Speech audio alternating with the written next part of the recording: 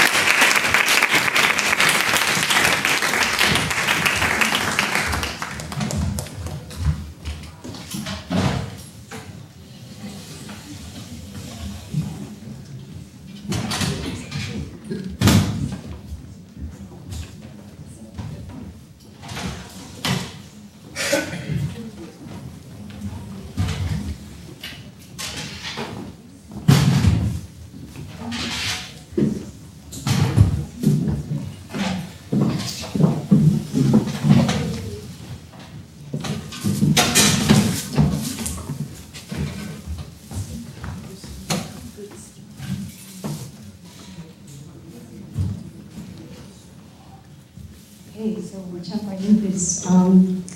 Thank you both for both of these really super powerful performances. It was really great to watch.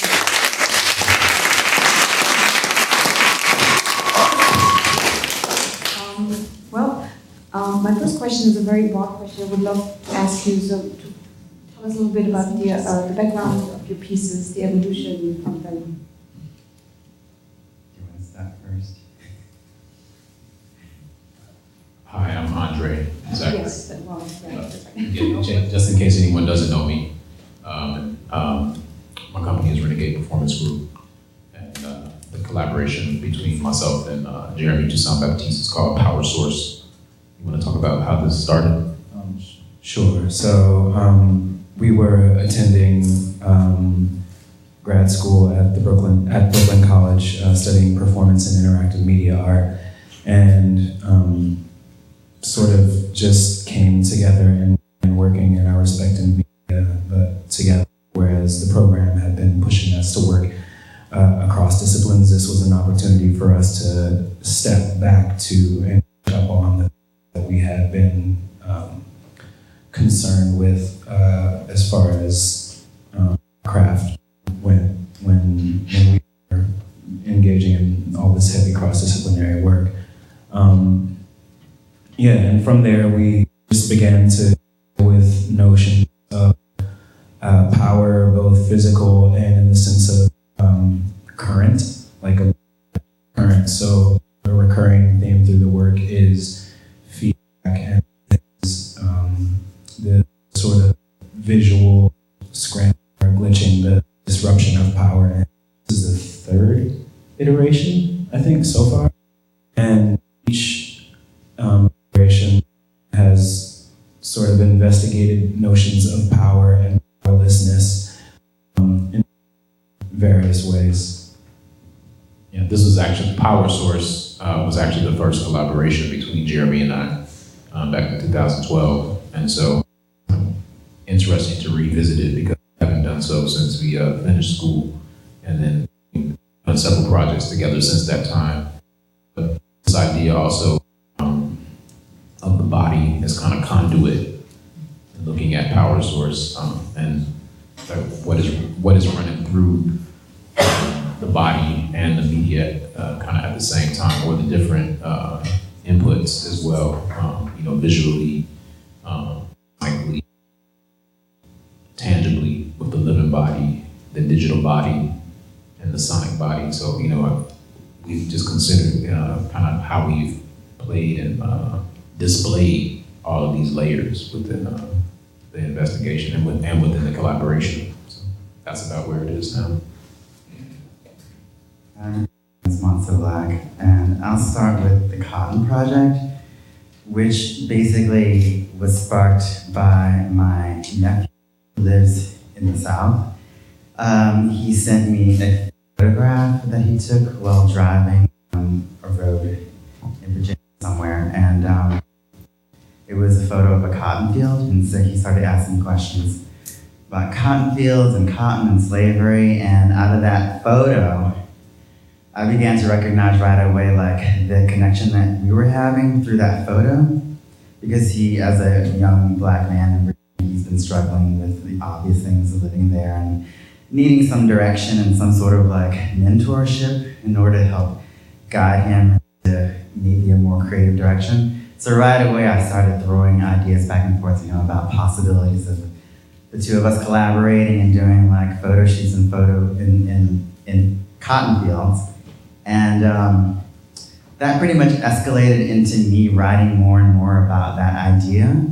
And then I think the next thing that happened was I started to apply that to some of the grants that I was applying for. And when I got support from Franklin Furnace, that's when I pretty much continued with that idea, with the idea of traveling to Virginia and shooting footage on the Shirley Plantation there, which hasn't been fulfilled completely yet. Now I'm waiting for the next season, probably next year, because this particular season they had planted, this year they planted corn. So next year, hopefully they'll have cotton.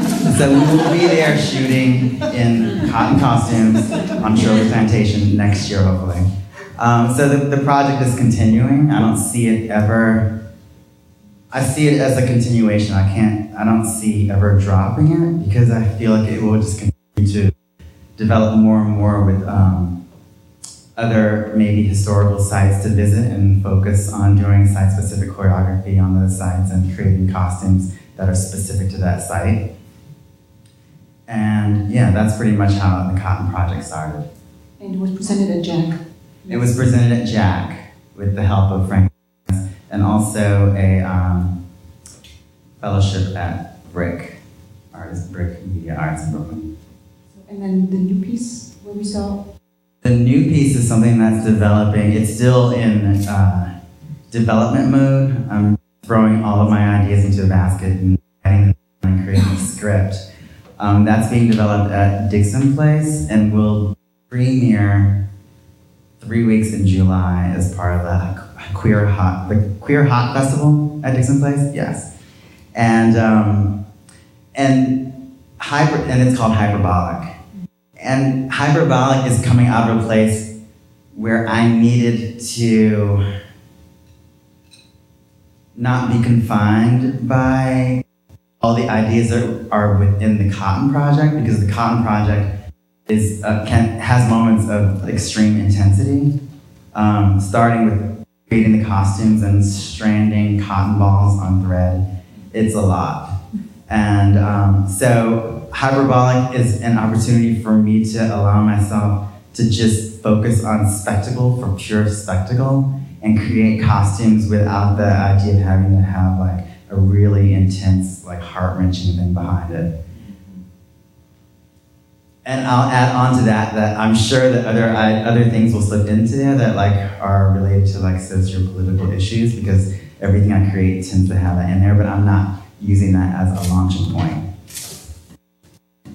Well, there's also a reason why you wanted to present the two pieces together in a set, let's say, because both of you are very influenced and inspired by Afrofuturism, and that's something that, I feel like it has a renaissance lately. I wonder if you could, both of you, talk what really, well, maybe A, what is it, and B, what inspired you?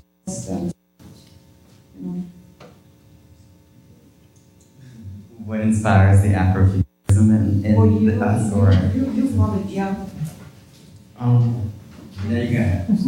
I mean, there's so many ways to define it, but I guess there were certain sensibilities, I guess, that an artist like ourselves that we've been working in this way since ever, really.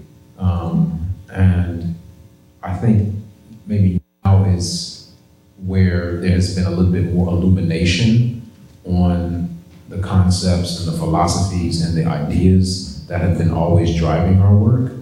When Zachery and I first met, within like 5 minutes, we kind of knew exactly like where each of us was coming from and the philosophy, and it was just like, oh, word, it's gonna be, oh, it's like that, oh man, it's gonna be like that. And it really was like that, because I guess when Jeremy and I were talking about it, just now, and I guess for us, this idea of Afrofuturism, or the practice as well behind it, is to begin to use retrospection as a tool for advancing, developing, and innovating narratives of Black existence, especially in this diaspora. And so I guess I don't want to speak for other artists, but it's something where so much of what has been illuminated or constantly displayed on artistic work concerning Black existence is often retrospective. I think that what us and so many others have kind of always been like, this is like, well, of course, retrospection and reflection and understanding, or looking at the past is a thing. But in what Monstah is doing is saying, well, okay, yeah, this thing, cotton, is a huge signifier, especially in this country, in this diaspora. His thing is, well, I'm not gonna go down Moses, or the spiritual isn't gonna come on. No, we're gonna now remix and really turn this thing on its head. And that's what we're interested in, is really, okay, what are these cultural signifiers that you've always known or have cognizant of recognizing for so-called Blackness? Well, this is how we think about it, or this is how we're going to actually read it. And now you're gonna be like, well, I thought it was this. And we're like, well, possibly, maybe. So. I think also in regard to Afrofuturism as a phenomena, it's sort of become a thing, its own aesthetic and its own social weight and its own connotations. And we've been having this conversation internally for, I guess, 3 or so years now, but we really sought to complicate notions of what is considered Black futurism or Black avant-garde or Afrofuturism. All of those sort of kind of get thrown around together, and not necessarily pushing for criteria as far as saying this is what is not Afrofuturism, but saying that no matter what form this may take aesthetically or as far as the media goes, the fact that as long as we're presenting sort of, and this is nothing in Black cultural arts, we've always been retrospective from the moment, you know, it's always been there. So it's really just continuing, I think, always been to dictate the narratives regardless of the aesthetic form they take, is what we've been concerned with.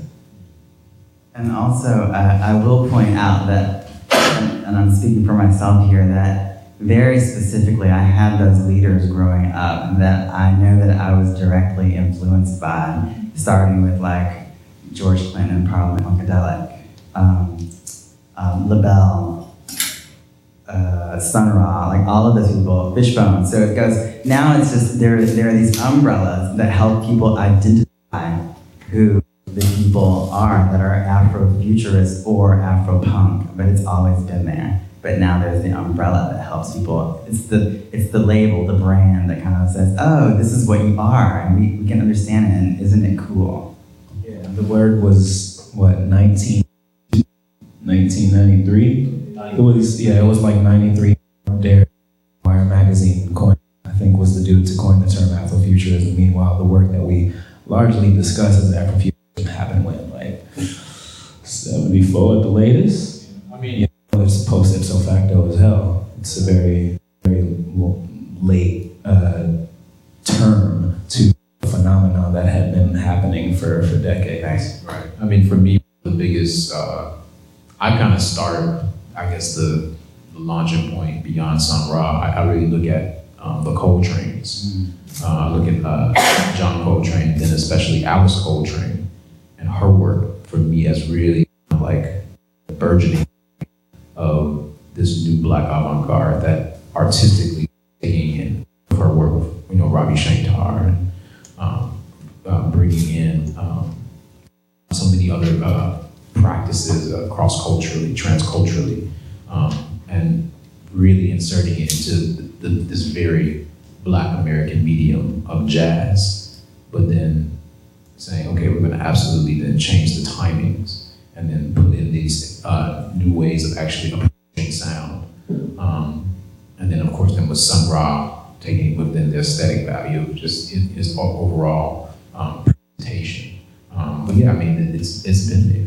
And the work visually, I have a piece called The Inscription Project, which is a choreographic which looks at graffiti, the practice itself, as an action of Afrofuturism, in the sense that it transformed the visual landscape of visual art history for the entire world. You know, these Black and brown kids up in the Bronx literally transforming the medium of a subway train into a political engine. I mean, that is an action, that's a futuring action. And so what I'm interested in, especially with Jeremy and I, is, okay, what are these featuring actions that happen, that continue to happen, that will continue to influence and continue to break boundaries and notions. I'm going to open up the forum. Any questions here in the audience?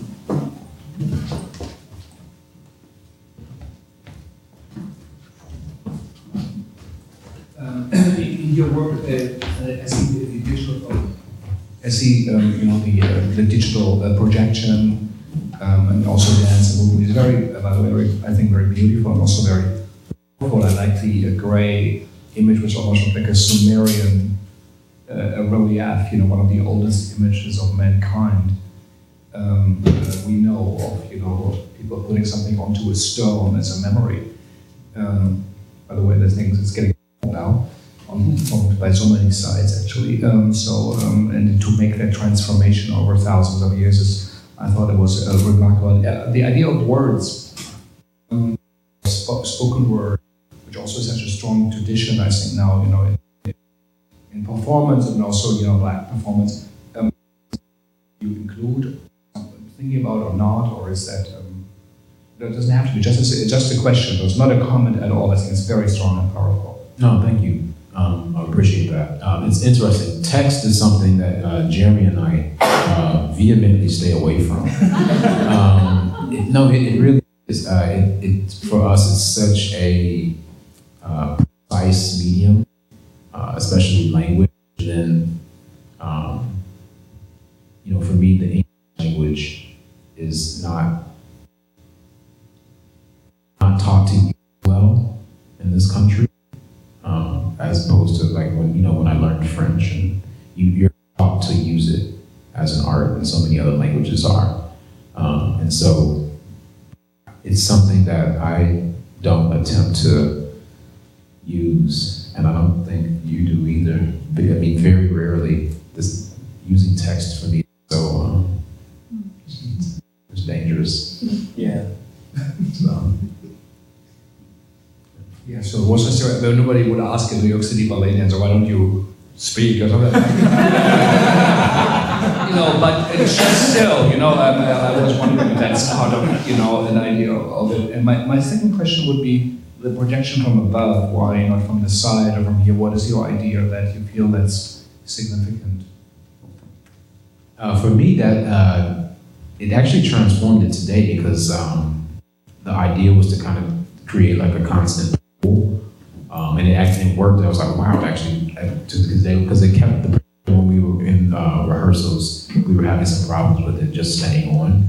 But this time it was like, okay, great. It created it did the effect that we were kind of looking for to really almost create like another abyss, which could possibly to be entered. And so we were really happy with that medium. For me, because then it becomes a direct relationship with the body and this other medium, especially in the space, and so mapping on another surface beyond RP screens, what I think I'm really, really especially interested in, and how it can just give texture and layer to an already either like an inanimate body or an animate body in the space, and figuring out playing with light and depth within that. And so that's really important for me to move beyond just projecting on a vertical surface. But it's very different. I think also it allows us to give people who are not on the stage or doing anything performative an ability to choose where they're going to focus their attention, be it on the screen here, on the floor here, or on Andre's body. And personally, I feel like that sort of agency, we speak a lot about interactivity in performance or crowd engagement in performance. I think that that's really, for us, has been a really lovely way of complete agency to the audience as far as what they want to view, without necessarily making it explicit and saying anything at one time. One thing is more important than the other. Picking up from what you're saying, from what you just said. What I kept doing, and I was doing this, I was looking first at the moving body, I was looking at the screen, I was looking at the floor, and then I was trying to sort of connect everything. And, the one thing that actually fascinated me was that I was able to see the one same body from the back, from flat on the surface, and the actual three-dimensional body. So that really made the layering very interesting.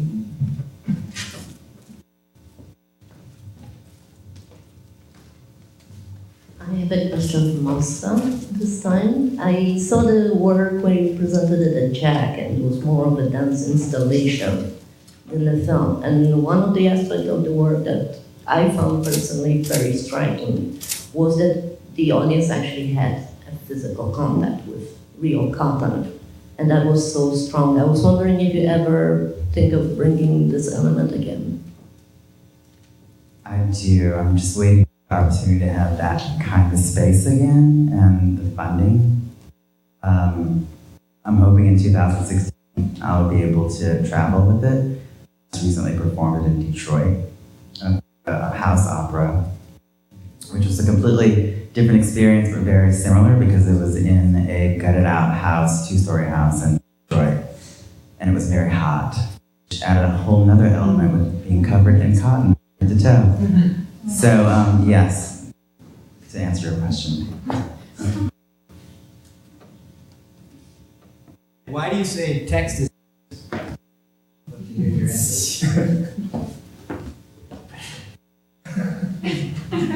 Text is, words are, once they're out and taken, words are, just like movement, but for me, words are something that have such a very distinct meaning for so many people. And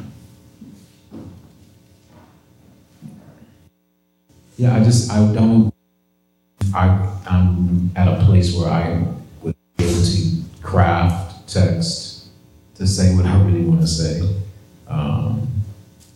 in a way that would be, I guess, honest. For me, this is the most honest way to communicate and to show a relationship. This body to this other medium, to this other body of sound, which is in the room. And for me, right now, that is enough to then add this element of voice. I think the voice can be severed from text. So I was about to say that. Yes, voice itself just as another medium. There's an artist who I work with a lot. I respect a lot. I've worked with him once, and I've seen his work a lot. Reggie Wilson, and Reggie, if anyone knows Reggie Wilson, choreographer, but he investigated so much sound of from various African cultures. From West Africa to East Africa to South Africa, and understood like just those intonations of the voice and what it can do beyond just these words. And so, in a sense, that the last thing of like a word is it almost cheapens the voice for me. It's just kind of like, well, there's so much that can be done and said beyond just then reducing this idea to these phonetic things, I guess. Do you think there's a wide enough understanding of the body in this country for body communication to penetrate the massive amount of text communication that we receive on television and on the internet? That's a great statement. I never thought of it that way, but I think that's a very important because the body is so demonized in this country, and then especially the Black body, in the sense that so much communication within Africanized work and in other cultures as well is communication through the body and body language, and like the media work, that the work that we just did, Mark and Lamont, we did a piece called Dap Line, looking at boom, that communicates so much. And so, you know, it's just like, whoa, okay, you know, these stances, yeah. And it's interesting because, like you're saying, sound bites just come at you with text. But then to be able to then say, well, now I appreciate this body in the space, what this body is saying. I think that's a very that would be a very revolutionary act for this country. Thank you for that observation. Where could we see your work next? I have a season coming up, November 4th to the 7th. Yes, I'm shamelessly self-promoting. And it is, we are doing work at the Irondale Center in Brooklyn. It's called the AFROFUTURISM Series. I began this project in January 2014 because I guess what happened was I was speaking about these ideas of Afrofuturism, and back in 2013, 2012, I mean, hardly anyone was talking about. And then I was just like, well, maybe I should just do this Afrofuturism series of, you know, ideas that I've been investigating, Jeremy, and, you know, in relationship to others like Monstah. And so Afrofuturism Series is a season that my company, Renegade Performance Group, will have. It will be at the Irondale Center in Brooklyn. It's on 85 South Oxford Street. It's a beautiful space, and it's for 4 nights, 8 p.m. Saturday. So just please go to my website, see, you know, all the work that we're doing. Bring friends, bring people. And yeah, thank you. I'm looking forward to going into the studio and focusing on working. So this actually is probably maybe one of the last performances for the year, maybe. We'll see. I always say that and then something else pops up. But so there will be showings, so keep an eye out for showings in the year. And yeah, July 2016 is when I'll be unleashing. Hyperbolic. Wonderful. So thank all.